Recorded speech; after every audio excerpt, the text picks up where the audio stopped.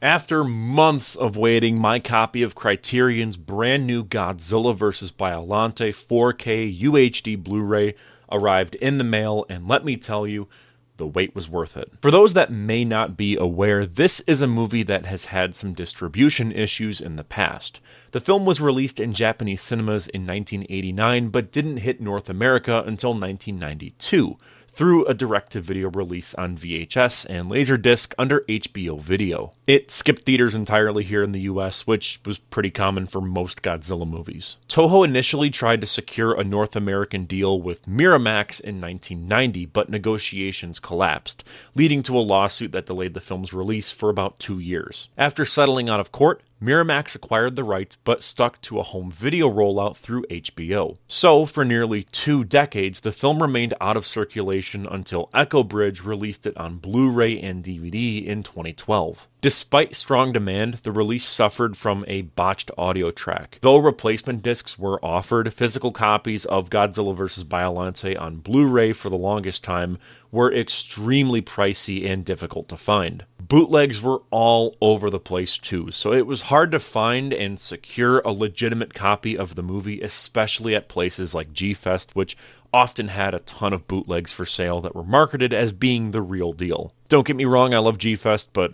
oh lord, you really gotta know what you're buying there sometimes, because it can be kind of rough. Now, Criterion has to be up there with Arrow Video and Vinegar Syndrome as my all-time favorite distributor of physical media. So much time, care, and effort is put into each and every release of theirs. I've been a fan of Criterion since about 2021, with my favorite release of theirs being the Eraserhead Blu-ray that they put out. Beyond that, a lot of Godzilla fans likely know Criterion as being the company behind the Godzilla 54 Blu-ray release and the Showa box set. I was a big fan of those transfers, but I wasn't a fan of a lack of English dubbing, so I was cautiously excited when Godzilla vs. Biollante was announced for a proper Blu-ray release through Criterion. Looking at the packaging itself, this is your typical Criterion Blu-ray. You've got, the poster on the front and then information on the back, and the information is mostly, a plot summary, but then also historical context on what the movie is actually about, which is pretty cool. For those that may not know what Godzilla is, this is a pretty good kind of idea of what the movie is, as well as all the special features that are included with this. And trust me, there are a lot. We will get into it, I promise. I like, too, that it includes, the release year 1989 plus 104 minutes. It's in color, 5.0 surround sound in Japanese with English subtitles, which, again, I will talk about that later, and the aspect ratio. Overall, Criterion has a very clean design with their Blu-rays, so I love it. Opening it up here, we've got 2 discs. The first one is UHD, the back one is the Blu-ray. Now, the UHD disc does not have any special features on it, but the Blu-ray one does. Kind of weird. Might be just because the UHD one is like such a huge file, I don't really know. But it also comes with this little booklet that transforms into a poster. Now, on one hand, I love the little booklets that these things include. However, this poster's cool. I just wish that it wasn't, folded to hell. I mean, I don't want to display that on my wall. Look at how rough that looks. That is not something that looks the best. I mean, maybe if you want a budget poster of Biollante, but I do not like all of those creases. Now, the other issue that I have is I like to keep these booklets in the DVD case or in the Blu-ray case. And you really can't do that if you're going to hang this up on a wall, especially when you look at the backside and all the information that's on here. This is an essay by science fiction and horror film expert Jim Ciranella. I hope I pronounced that right. And don't get me wrong, I love when there's essays with these movies. That is an incredible part of buying these kind of prestige Blu-rays. But I don't like that it's on the back of a poster. I feel like if I sit down and read this, it's going to look like I'm looking at a map. It's not at all the best way to read an essay like this if it's on the back of a poster. I prefer the booklet format, and Criterion usually does booklets. I know that on the Fantastic Planet Blu-ray release they had a giant poster like this, and I wasn't a fan of that either, so I was kind of disappointed that it was a poster and not a booklet. I like, too, that there's also the cast and crew information, and they even go as far as to have Godzilla and Biollante, the suit actors, actually being credited, which is wonderful. I love that. That just goes to show, I think, that the people that worked on this are actually fans of the material, which is just so cool. Now, something else that I can't stand about these is like trying to fold it back up so that it can get back into the DVD case. It's a pain in the ass. It really is. And I just wish that they just had a booklet instead. I don't know.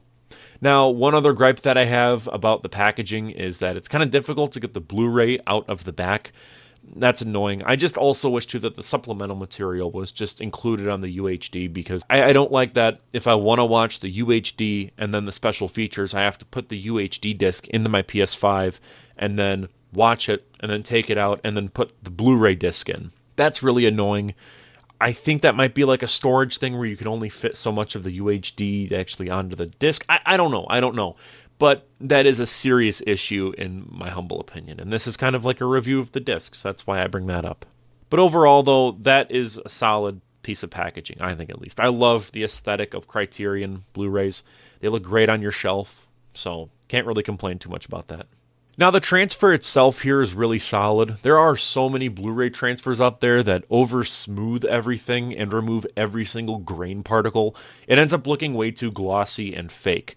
Thankfully, Criterion hardly, if ever, does that, and as a result, Godzilla vs. Biollante looks incredible. When you compare it to prior releases, they all look so washed out, but here, the color correction is really well balanced. There's actually a decent level of contrast too, which really benefits the practical effects, which have never looked better. Getting into the supplemental material now, Godzilla vs. Biollante has some of the best supplemental material I think I've ever gotten in a Criterion Blu-ray.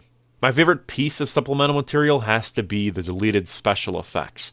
Sure, a lot of this stuff is available right on YouTube, but I like having them available to me in a physical format, because those videos at any time could just be deleted. So I will never not sit down and watch the wonderful stop-motion tests that were made available for this film, and they, like the special effects in the film, have never looked better. They really touched it up, and I love that. Beyond that, the documentaries are really cool, and they give a ton of insight into all the work that was put in behind the scenes.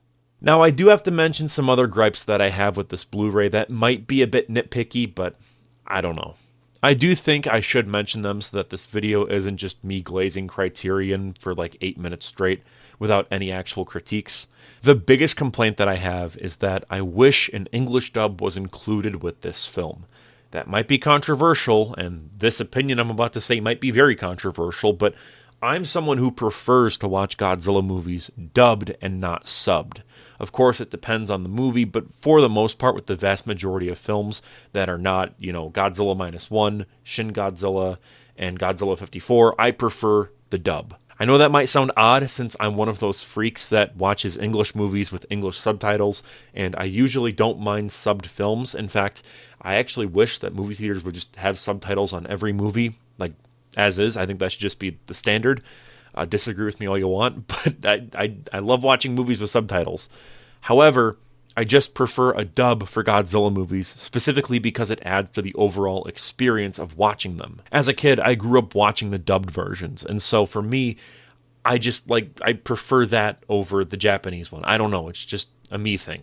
And I get that not everyone feels that way, but I do think there should at least be an option for an English audio track. I'm not saying don't include the Japanese version. No, I want there to be both. Technically, there is an English audio track, but it's actually just the audio commentary with Sam Deegan.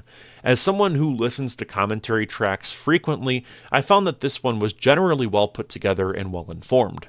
My only issue is her pronunciation of Biollante, as she pronounces it as Biollante.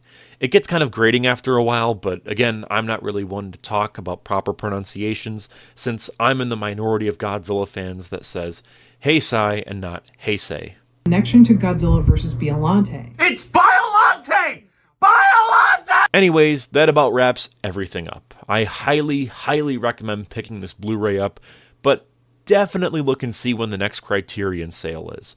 Usually you can get these things for half off at random points throughout the year, as well as during Christmas time. Obviously, this is a great product, but I know that times are tough, so keep an eye out for their next sale. Who knows, there might even be one going on right now. Check Amazon, the Criterion website, and even Barnes & Noble. prices tend to differ, so you might get a better deal at one site than you might at the other. I don't know. Anyways, I'm Cole McCormick. You're watching Firewood Media.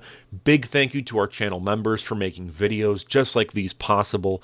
Their names are listed on screen right now. If you want to be a member, it's $1.99 a month. You get to see all these videos that I post way before they come out and are available to the public, with the exception of this one, since this was made like the day that it came out. But for the most part, like, you'll get to see my videos like a week to 2 weeks in advance. It's a pretty good deal, I think, at least. Anyways, thank you so much for watching, and I will see you in the next one. Peace out.